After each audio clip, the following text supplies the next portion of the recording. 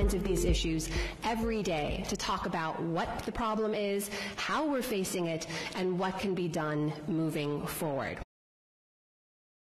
Social media and internet-based communication platforms influence every aspect of our lives. The way we communicate and the way we share information with many people across the globe.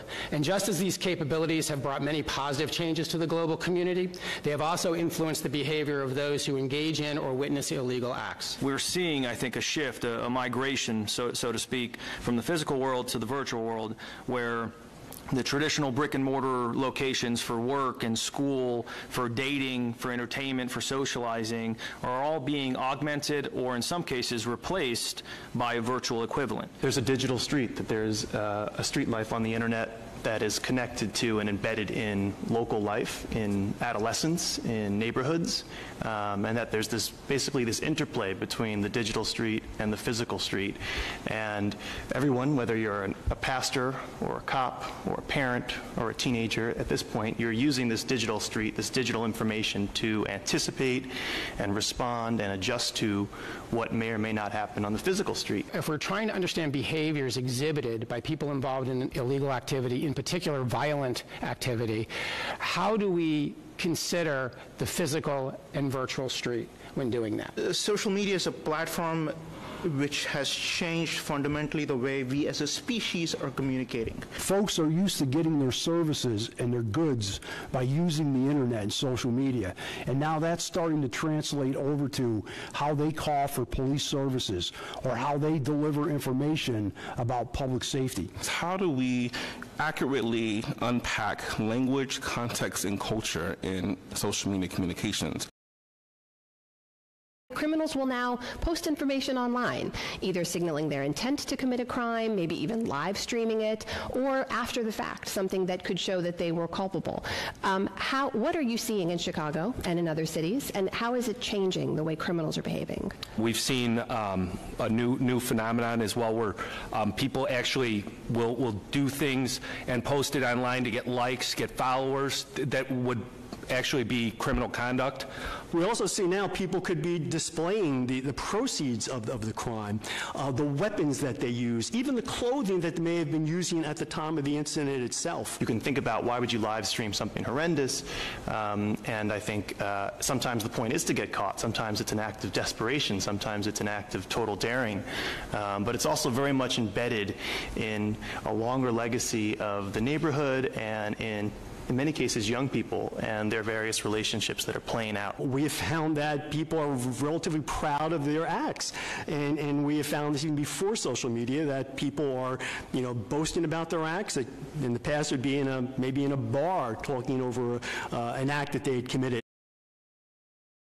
The threat facing the United States in particular, as it relates to mass casualty attacks, and to some degree Europe as well, has a new element. And that element is that we have individuals who generally share some common underlying psychological or behavioral characteristics, who are becoming self-connected to extremist and terrorist causes based on what they're viewing on social media, what they're viewing on other internet-based platforms. By default, it gives a greater level of exposure to all of our society to terrorism propaganda and to various other forms of propaganda as well.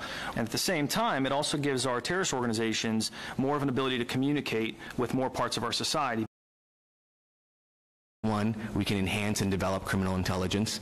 The second one is assisting in criminal investigations. And the third one that we're seeing across the board right now is assisting in special events. Depending on what kind of privacy settings a user has selected, the images posted on social media might include geolocation data that can then be used to determine someone's physical location. The inherent sharing that comes with social media is kind of giving us a look into someone's thought process that we maybe didn't have before. So in the past, law enforcement, in order for us to figure out what a criminal or a terrorist might be intending to do or planning to do or thinking about doing, is we would have to either go undercover and ask some probing questions, get a human source to engage with that person and ask some questions and figure out what that person's thinking, or as the prosecutor said, maybe get a wiretap and hope that they're telling someone on the phone or something like that. But today, people are going to social media and sharing a lot of their deepest thoughts. The hard part for us is to figure out when is it just free speech and thinking and I'm not really going to do anything versus when someone's actually telling us that they want to kill someone and that they're going to kill someone. We've learned that it is quite complex for people who are from the neighborhood from which the social media data comes from to accurately assign a label to that data. And so a part of that process for them is to have close proximity to the other user. How do we authenticate social media content, or how do we verify the identity of a social media user? The volume of information and the speed of information coming at us is now so decentralized that there's this difference between data, information, and knowledge, which is now more of a gray area. Is there a risk in all of this that certain communities are going to be targeted or disproportionately impacted by these new methods of investigation? We have a severe lack of education around digital footprint. Most young people, particularly young people who grow up in marginalized communities, are not getting a strong digital education. And so they are using social media without any understanding of those consequences that are associated with their digital footprint. At times, these technologies, including monitoring, particularly of social media, can be used disproportionately in minority communities, in over-policed communities. It can chill speech potentially, chill protest, and that various activities on social media, whether it's content, likes, retweets, things like that, may be used as part of criminal cases. Surveillance has a history of being used in ways that disproportionately affects marginalized communities, communities of color, communities who are activists, who are politically active against the establishment. It's critically important that we not simply say, oh, we have on our website a policy that says we don't discriminate, that law enforcement and public leaders actually go many steps beyond that and make clear to communities that have been impacted by these policies, communities that are living in fear and concerned, that there's actually a meaningful commitment to these principles of constitutional accountability and actually speak to those concerns in real ways that actually allay some of these concerns and fears that communities have. I think the main question here is on the use of these tools and what the principles and standards are that law enforcement agencies use before, tapping into some of this evidence, right? Before conducting an investigation using social media, is there a clear and defined objective to what they're doing? Is there a valid law enforcement purpose that's based on reasonable suspicion before a law enforcement officer even looks at an individual's social media stream? We're living in a brand new era. We're trying to figure out how to do this. We're in a democracy, and ultimately the tough decisions need to be made by the public, and that can't happen if these things are happening secretly or behind proprietary walls. Having law enforcement generally monitoring social media to see what comes up, that could have a real chilling effect on a wide variety of protected and generally non-criminal speech. The unfortunate part is when we start to blame the tool, that the natural impulse is to suppress that tool, right? This is why governments went out and smashed printing presses, because there were bad ideas that they wanted to stop the spread of, and that was not a very effective strategy. The landscape is changing every day when it comes to social media. And we as an organization, ISP, support 100%. There should be policies in place. There should be practices in place that are backed by research and documentation. But at the end of the day, as you hear, if there's a violent incident that happens in a community, it's going to be the police chief held accountable for that.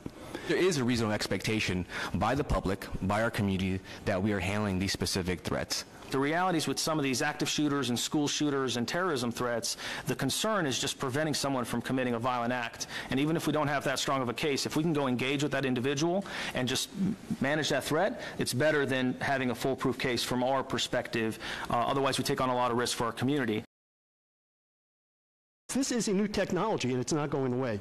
So we have to find the way to be able to harness it to have the greatest effect for all within the context of preserving people's liberties. You know, social media data can, in some cases, be important to investigations, right? They will, in some cases, document crimes and be evidence have evidence of crimes. But we need more public debate. We need more community engagement because the use of social media is shifting the ability of local law enforcement agencies to conduct surveillance cheaply.